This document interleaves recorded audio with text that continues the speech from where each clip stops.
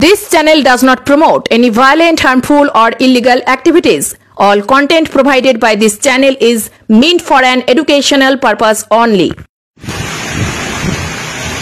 আমরা যে কানে ধরে উদ্বোস করলাম আমাদের পূর্ব মেদিনীপুর জেলার যে সকল নেতৃত্ব টাকা নেওয়ার পরও মুখ খুলছে না এবং শুভেন্দুবাবু যে বড় বড় ভাষণ দিচ্ছে তার একমাত্র কারণ আমাদের কিছু নেতৃত্ব তারা মুখ না খোলা, তাদের হয়ে মানুষের কাছে আমি কানে ধরে উদ্বোস করছি।